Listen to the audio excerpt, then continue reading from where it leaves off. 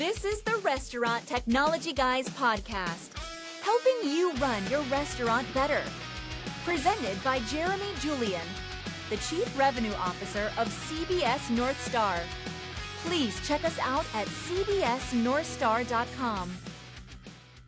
Today's episode is brought to you by Restaurant Technologies Incorporated. They are the leading automation for cooking oil system out there in the market. If you're not familiar with them, they've been on the show a few times to share some of the unique and cool things they continue to do with oil management.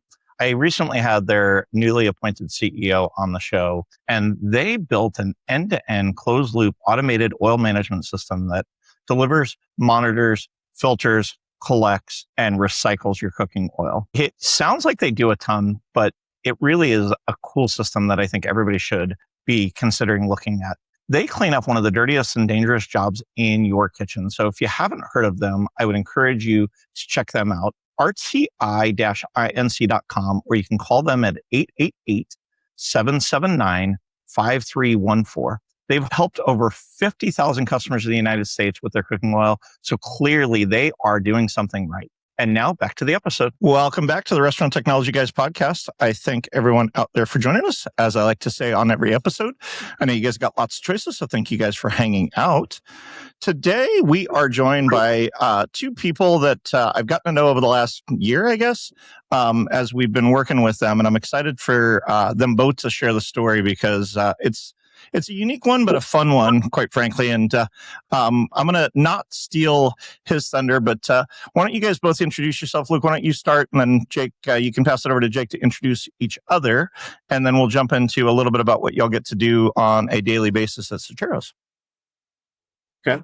Good morning. I'm Luke Christian. I'm the founder and CEO of Surcheros. We're a fast casual Tex-Mex restaurant chain based here in Alpharetta, Georgia. Here with me is Jake Philpotts. Yeah. Good morning, Jake Philpotts, Vice President of Development here at Surcheros. Awesome. Well, like I said at the onset, I've gotten a chance to know these guys over the last year or so as we've been working on, just kind of some tech projects with them. Luke, your founding story, and you and I had this on the side of just kind of where you came up in the restaurants. I'd love for you to talk a little bit about why did we need another fresh Mexican food concept, and why did you think that it was kind of the way to go? Because I love the story and I think it's fun to tell, and I love listening to founders kind of just riff on why they created it and what they were trying to do. Yeah, transparently, I was trying to create a job for myself. Didn't know at the time we needed another concept, but through developing Surcheros and creating it, I really listened to my guests in prior lives at other restaurants. But so there are some differentiators that Surcheros has, and that's the reason now why we need another concept or another fast casual Tex-Mex chain. But originally it was just to create the opportunity for myself to be a business owner, be my own boss. Those were the desires I had, and loved the concept, loved the simplicity compared to other restaurants, and fell in love with it and started tweaking it and making it better to help myself and anybody that I was around, I guess you could say. I love that. I know you and I talked kind of on the side about the fact that oftentimes entrepreneurs become unemployable, especially after they've started something of their own. Is that a fair assessment? It may be. It would be tough to go back. There's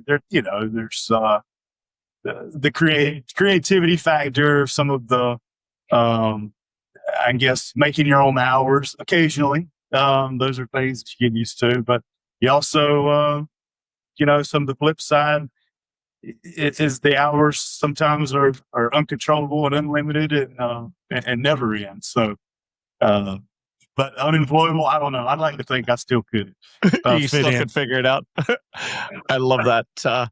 Before I flip over to you, Jake, Luke, one of the things that always impressed me every time I've engaged with you is your passion for people. And I guess I'd love to have you talk a little bit about that because it is, in my opinion, part of what makes Surcheros such a fantastic brand that you've really built around the people that have helped you get to where you are. And I guess I'd love for you to talk a little bit about that, and why you're so passionate about pouring into the people and allowing them to do what they do. Yeah, I think it stems from my beliefs, as far as being a believer in Jesus Christ and a follower of Jesus Christ. I think it starts from there at its core. But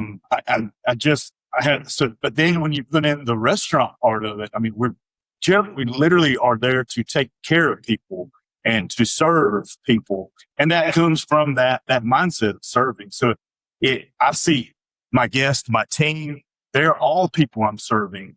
And so I do naturally have a passion for people, but then it flips over to the business side.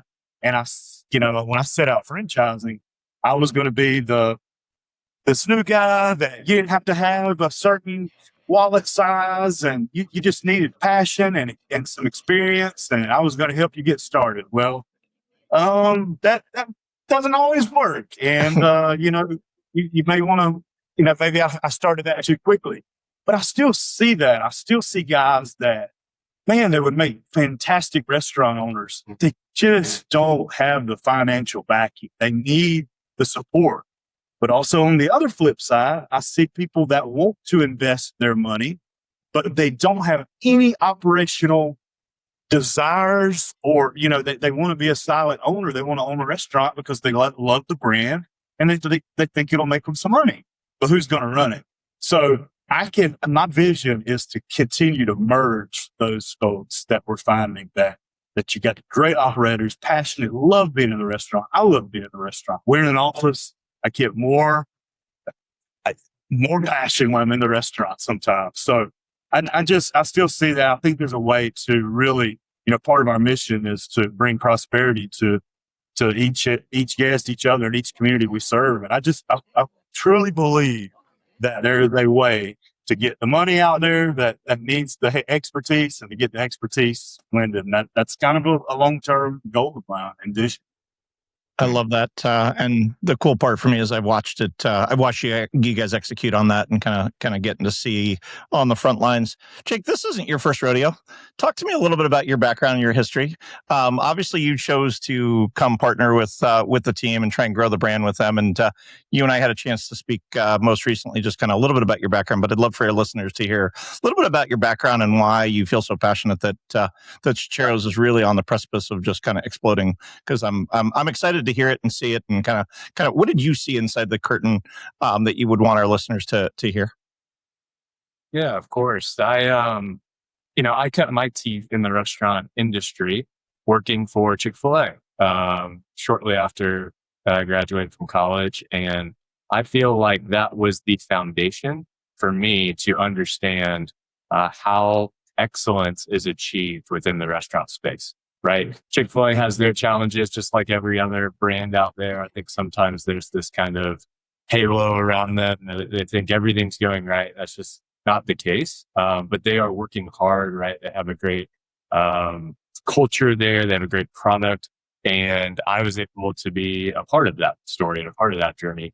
And then I decided for a season to step away from restaurants altogether, and didn't know if I would ever be back. Probably thought I wouldn't, to be honest with you. I think that my time in graduate school, I received my MBA from the University of Clemson. I specialized in entrepreneurship through that program. And I've actually not considered myself an entrepreneur, like if I look at my career, and just maybe my personality a little bit. But when I met Luke, I think there were two things that stood out to me very quickly as I looked at where Surcheros was at. And one is that there was a that had the value skill set that I appreciated and wanted to follow. And so I've always said, follow leaders, don't follow companies, right? And so I found a leader that I wanted. I also looked at their product. I looked at, honestly had been exposed to some great brands, great products. And I went and dined at Surcheros for the first time. And I said, and all of the Tex-Mex concepts that I had tried, I was like, hey, this is a superior product. This is a better offering than what everyone else is doing. And I think with the right, group of people, the right skill set, I think there's a runway here. And so that's what got me excited about working with Surcheros. I love that. And the cool part, and again, I feel like I'm fanboying out here for both of you guys, and that's not my intention, but it's been fun to kind of watch how you guys have treated each other and treated the brand. And so you guys have talked about it being a Tex-Mex concept. I guess, why don't you walk through a little bit of kind of just what's the basics of the concept? Luke, why don't you get started and kind of where do you think there's some uniquenesses? And then Jake, we'll talk a little bit about how do we get into the communities to be able to really serve the purpose that Luke had alluded to here just a minute ago?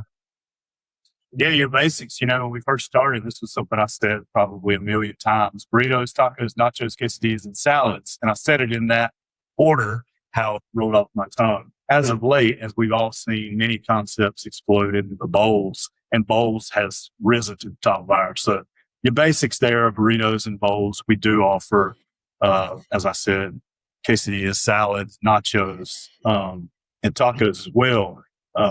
Some of the concepts may not have as many offerings. That's probably been something we've, went a little too far on in some cases, having many versions of those I just said, whether it be a mini or different levels that you could build that to of those items. But the basics, are there. I think, as far as rice, beans, meat, all of your fixings that you're going to put on your burrito or your bowl, some differentiators for us, things I just listened to when I was early in the space. We thought that burritos that, you warm the tortilla to make it pliable to roll, and then you may add 3 hot items, rice, beans, meat, and then you start adding cheese, pico, lettuce, sour cream, cold items, and you wrap that up, and the process takes a moment. So you think you're getting a warm or hot burrito, but you're getting a cold burrito when it's all said and done. So we grill all of our burritos after they're done. But another differentiator, we also offer sauteed veggies. Now you have taken the flavor profile, the what you can build there is so unlimited. People ask me what my go-to is. I don't know, because it's different every time. And maybe that's honestly unique to me. Some people are, they get the same thing, but I get something different every time. And that's the beauty of it. It's another reason why I love it. So yeah, we're grilling veggies to add more heat. We're grilling the burritos to add more heat. And we also try to offer a lot of sauces that go. You can saute in different sauces. So it can really get complex. And we have to be mindful of that when it comes to speed and execution. But I would say those are the main 3 differentiators. A fourth unknown and one we have not perfected yet is going to be that level of hospitality, that engaging, going the extra mile, level of service for someone. We really see the need for that in the space, and we've had a lot of success with just, from our personalities and how we run things and how we want to treat people that we talked about a little bit earlier. It's just a natural desire for you to walk out that door and say, wow, that place is amazing. And, that's another reason why I see a lot of potential here, where you can get the consistency of that over and over and over and really give the guests in the world and your future team members and franchisees, when they can see that consistency and that quality of it, that's what I think is going to build a really large, beautiful brand. Yeah, and I think it's it's a blessing and a curse, and I think you alluded to it earlier, Luke. Is it's a blessing because you've got so many options, and it's a curse because you've got to make sure you execute. And so, Jake, I'd love for you to talk a little bit about how do you think about that, because there are unlimited options. Part of what I love about the brand is I feel I've not had the same thing, having gone in, quite a few different times. I've never had the same item. I've always tried something different, and whether it's a different sauce, a different veggie mix, a different protein mix. But I guess on the flip side of that, how do you think about it when it comes to, in general, just finding franchisees that can execute at that, especially talking back to what Luke's vision was, that says we've got some people that love restaurants but might not have the finances. We got people that have the finances and might not necessarily understand that. That's a good balance to have to, I guess, figure out as you guys continue to grow and scale. Yeah, I think that you alluded to it on the community involvement piece, right? And that's like a cornerstone for us when it comes to the success of our restaurants, no matter if they're corporately owned or franchise owned. But in my world, as I'm selecting franchisees, right? To Luke's point, we look for several things. You got to be well capitalized, right? These are expensive restaurants, and there's a part of the financial side that needs to be seriously considered if you're going to go on this journey. Restaurant experience is not a do or die for us, but it helps. If you have restaurant background, they're going to say, we are kind of a unique people out there, right? And there are things just about managing people and P&Ls. And if you have some of that experience or someone on your team that has that experience, that's helpful. But as a caveat, we have several franchisees within our system right now that did not have restaurant experience prior, and they've been very successful. They've learned quickly, and we feel proud of that. And then there's the local piece, right? And this is, I would say, unique to us. There are other brands that are doing it, right? But we like our franchisees to live in or close to the communities of which they are serving, right? So where you go to school, where you go to church, being a member in the chamber, all of those things matter. And we have seen that to take, I would say, maybe mediocre real estate selection to high volume restaurants because of that integration within the community.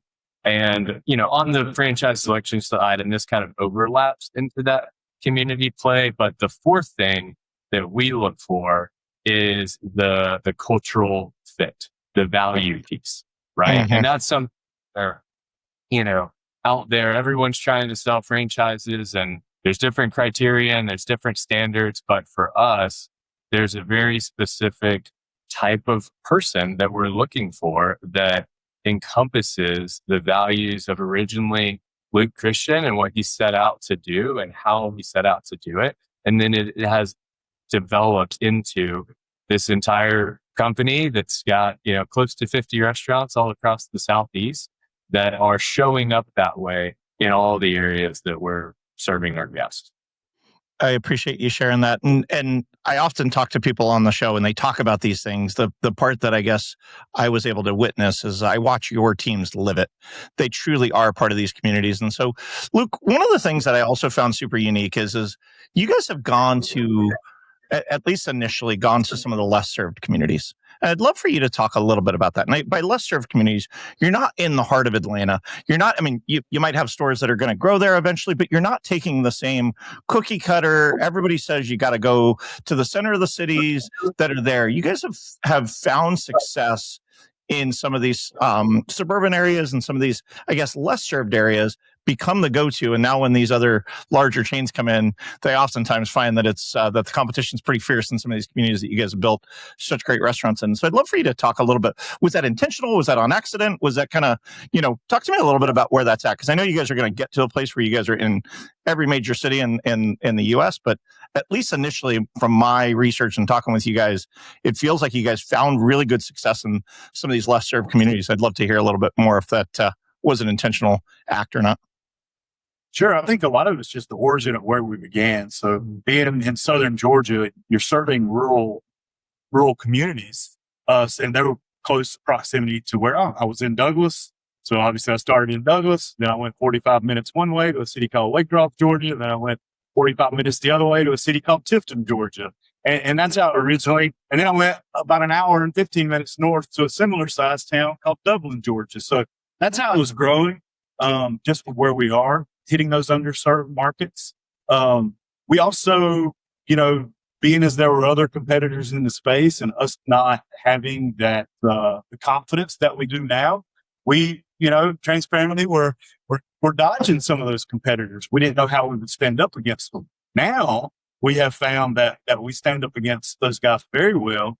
And, but we're still looking for markets that fulfill a need. It goes back to the original piece of serving someone and serving the community and serving them by creating jobs, serving them by creating a restaurant that they can depend on, that's going to be clean, that's going to have fantastic food, and it's going to give them service and also participate in their community, where Jake was talking about churches, schools, civic organizations, things like that. We're able to give back, and it fulfills a need. It also fulfills a need. A lot of these underserved markets, they just don't have a lot of concepts. They have, a mom and pop diner or mom and pop burger place, and that's great. You're doing a fantastic job.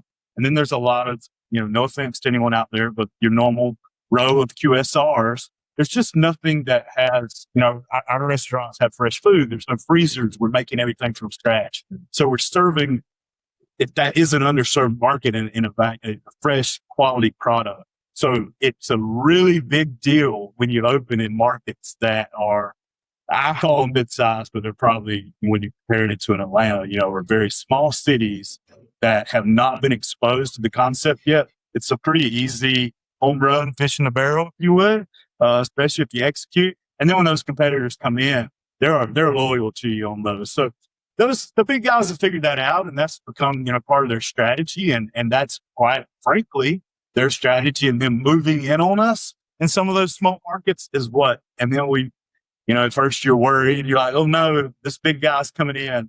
But then you see, wow, we may have gotten busier. Maybe they thought they wanted this big name. They came exposed to it and said, oh, this really is good over here. So, not to get too long-winded on it, but yeah, it has been a big part of our growth. We're going to always be looking for those underserved markets. There's still a few out there. We opened one the other day in Greensboro, Georgia, Lake Oconee. We did it on the Eatonton side versus near the interstate, for people that may know that area. And that served that market, and the numbers show it. So just the most recent example. I love that.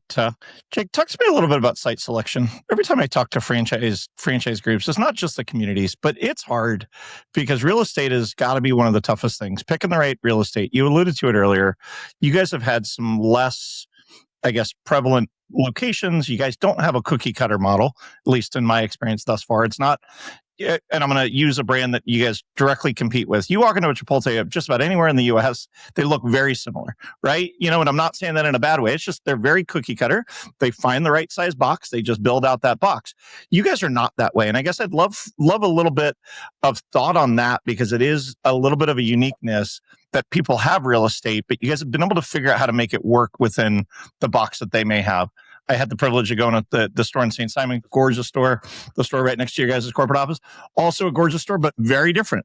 Same look, same feel, same food, same execution, same hospitality, but different boxes. And so as you sit and live in your world, that's the hard. I mean, I feel like that's one of the hardest parts, is not only picking the right franchisee, but then once you do, how do I go find the sites so that they can hit their goals and objectives? And so I'd love for you to share a little bit about how you guys have been so creative about the way that you guys have gone into these properties.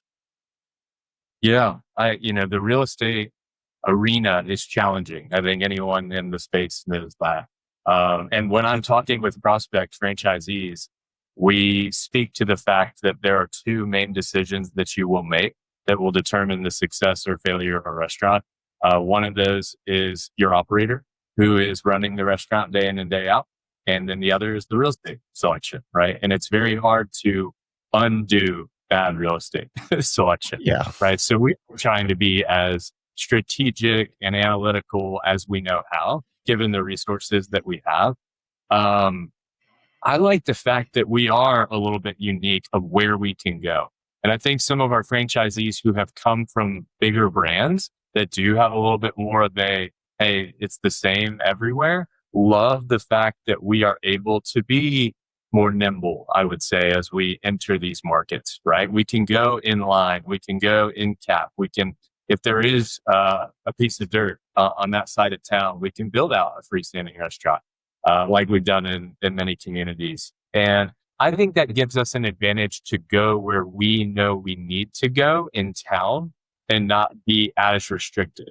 Now, the challenge with that is obviously the construction side, right? That you are going to go into a 2,000 square foot restaurant and you're going to go into a 3,200 square foot restaurant. And they are going to look and feel the same in many ways, but the layout could look very different. And, we are trying to get more unified, I think, in some ways, just from an ease of getting to market and helping those general contractors and helping the franchisees build out quicker. But I think it's core to who we are that we can go to different markets. Our restaurants can look a little bit different, and that the franchisee or the operator, whoever's running that restaurant, can still show up to that community, welcome folks into that space. And that's the feel that we want folks, leaving with, despite how the restaurant may or may not look, maybe from the outside or inside.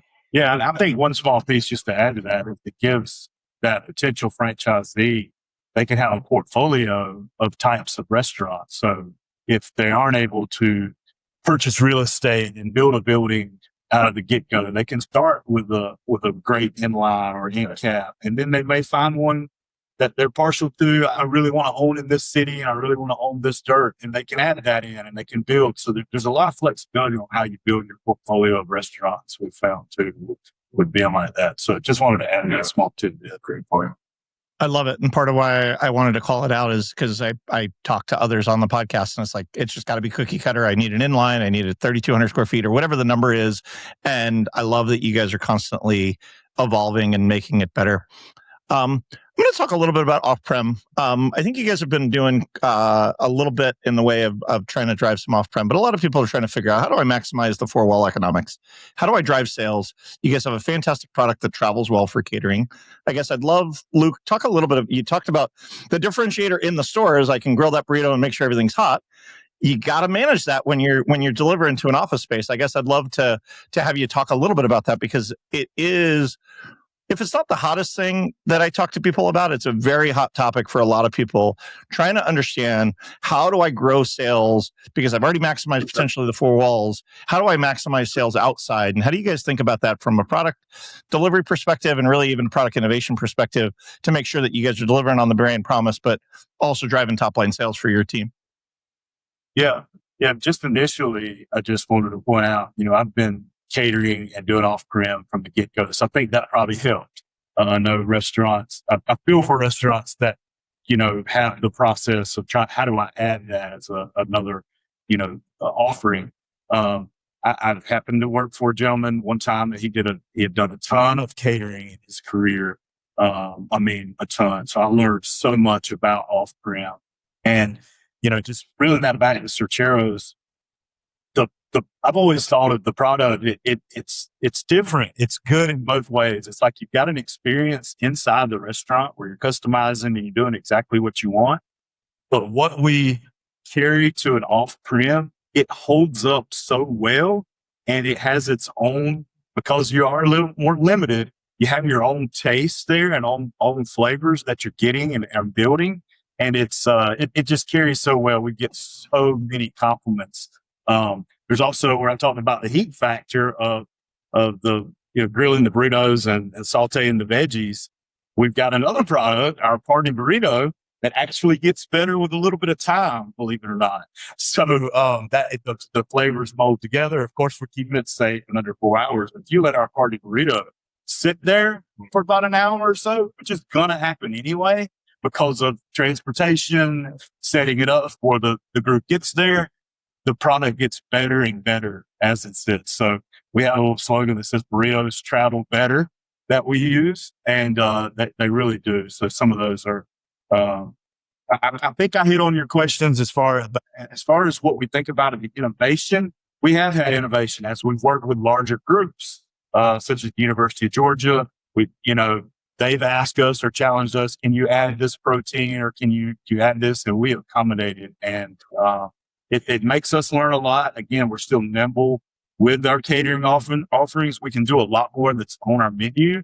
We've even made some little bite-sized little hors d'oeuvre tacos that are amazing. One of the funnest things we've ever made.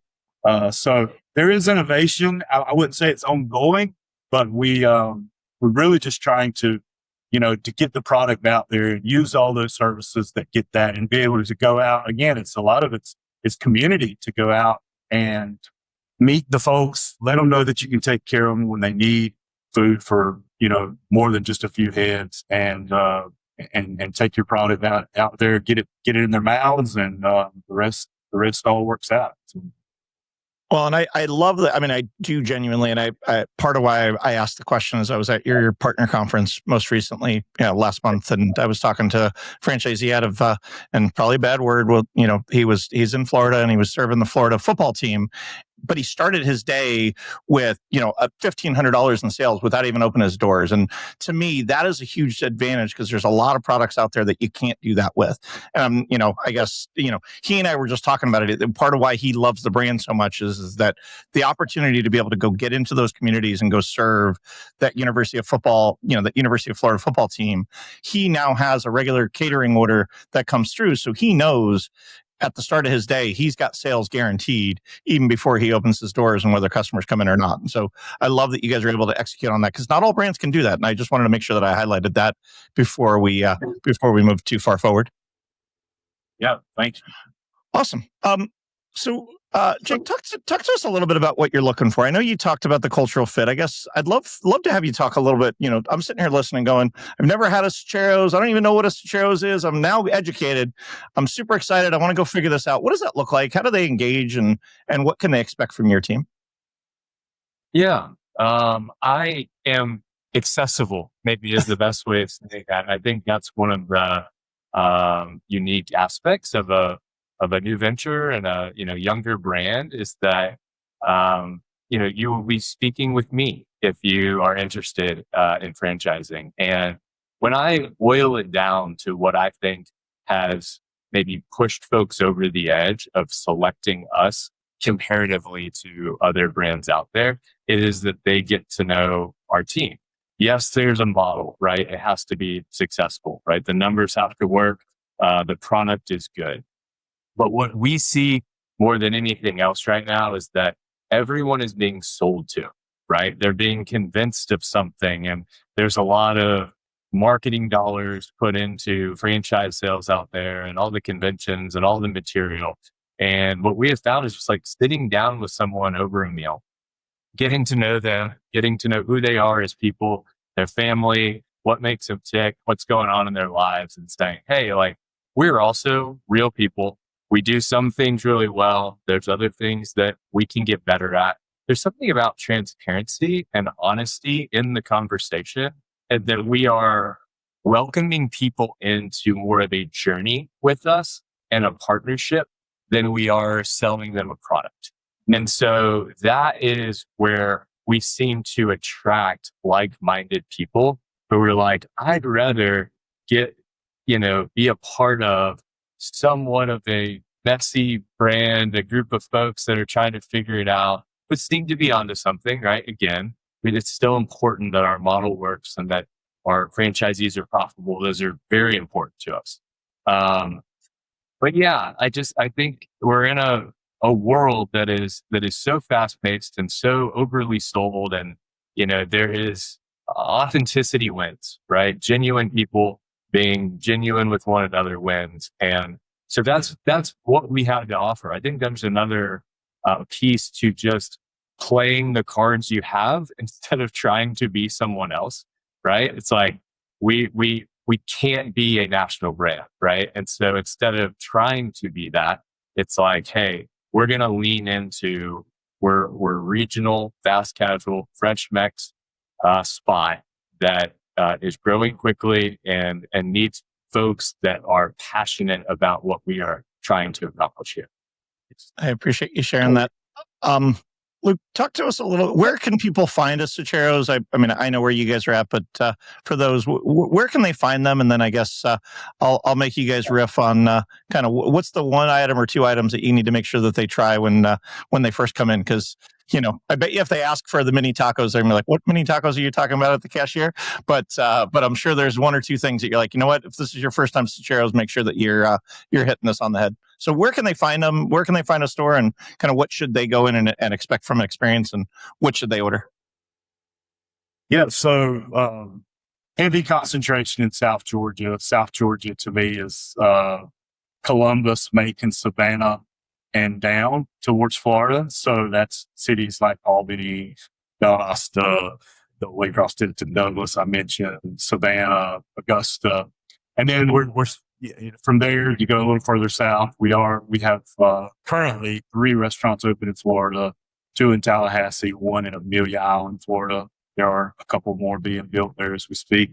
Then you go up to North Georgia, and we're starting to hit some of that. It's a little more mountainous up there, so the cities are maybe fewer, if you would. We have not gone inside the perimeter yet, but we have towns like Dahlonega, Cartersville, Alpharetta, Georgia, Athens, Georgia, as I mentioned, Cornelia.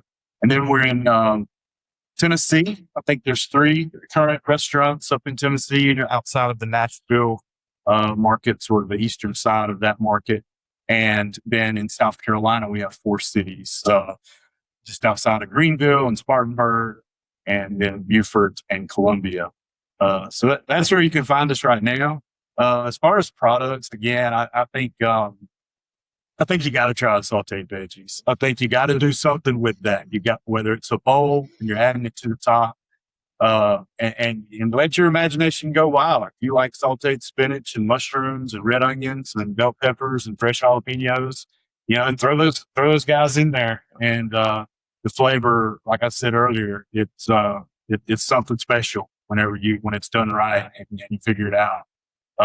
Just the product itself, I think I always do am I dining in or am I taking away? So if I'm dining in, I'm going to lean more towards nachos or quesadillas because those items don't travel as well, in my opinion. Some people do it different ways and they have a different opinion, but, or how they construct it, I guess you could say. But, I'm not saying not to get a bowl if you're dining in, but a bowl probably carries better and a burrito carries better, as I said earlier. So I make some of the decisions based off that, but I think anything you try, if you'll be a little adventurous, but even if you go chicken and cheese, you're going to find that also has a flavor, and we have flavored tortillas also, that we don't just have flour. There's a couple other options that you can check out. So I would just say to try something maybe you hadn't tried. That would be my personality, and to add something there that maybe you haven't thought about before, a certain sauce or a certain vegetable. Yeah. And say, Jake, I'll let you answer that same question. What's your go-to when you bring family into town that hasn't been to a Surcheros? They're maybe coming in from out of town. You're like, you got to try this. What is that one go-to that's going to make people go, this is so craveable, I can't stop thinking about it? Yeah, I agree with Luke. I think the sauteed veggies the sauces, man. Critical. The sauces is what kills me. Those are the ones that I can't get out of my head. Sorry, I'll let you guys keep going, but that's the one that I'm just like, dude, I need to go figure out how to bottle some of that and take some of that home. So sorry, I'll let you keep going. Well, that's it. I mean, if you're coming in the restaurant, I typically push people towards a burrito or quesadilla. I think there's something about it going on the grill, kind of getting that crisp. I would just add to everything Luke said, and also our Surcheros sauce seems to be really loved, right? And so some people put it right on their entree. I like to get it on the side and just dip everything in it, including the chips. I mean, it is just that good. It's got that little bit of spice, but it's not overwhelming. And, all of our salsas are made in-house every morning. We're chopping up those veggies every morning. I think that no matter what you get, there is this takeaway. Our goal is for you to say, hey, there's something different here, right? There's something that feels fresher than anything that I'm trying in the same space. And so not to be arrogant or cocky or whatever, but I would say, does it really matter what you order? The product should really speak for itself. That's a bold claim, but I think having been a consumer a number of times, I would agree with that. One last thing I would tell our listeners, don't sleep on the queso. The queso is pretty damn good. Not going to lie. And I'm a queso person. Anybody that knows me outside of the show knows that I almost can't go somewhere without ordering queso, but their queso is really, really, really good. So is there anything we missed, guys? Is there anything that you would want our listeners to hear before we sign off for today? I think from just a direct, hey, if you're interested in franchising, right? Like that's our world. That's how we grow. There could be folks listening that based off of this conversation would say, hey, I'd like to just learn a little bit more. I would say, you can go to our website, right? We have a franchising tab that's right there at surcheros.com. But I would take it a step further and this is a part of who we are, but just email me directly, right? Jake@surcheros.com. Very simple. You email me, I will email you back. I will call you. We can have a conversation. It's the most fun part of my role is to talk with folks about Surcheros, what we have to offer, why we think it's a great investment. And it is honestly just a great group of people to spend time with. If you're going to spend your life working hard and trying to make money, do it with people that, you enjoy working with, being around and have fun with. And so that's a part of what we're trying to create here. But I just wanted to create a path to that. And if you're interested in franchising, find me. Would love to have a conversation. Awesome. Yes. Well, thank you guys so much for sharing your time. I know, like I said in the beginning, I've gotten a chance to know you guys. I've gotten a chance to experience the brand, and part of why I wanted the world to know about it because selfishly, I need some Surcheros sauce in my life, and you guys are not close enough to Texas, and so I got to get on a plane and fly to Georgia to see it. So, to our listeners, guys, please go check out Surcheros.com. See if it's a franchise that you guys would want to see in your local community. These guys are honestly great guys to work with. They've been fun to get to know over the last little bit, and thank you, Luke. Thank you, Jake. And to our listeners, make it a great day.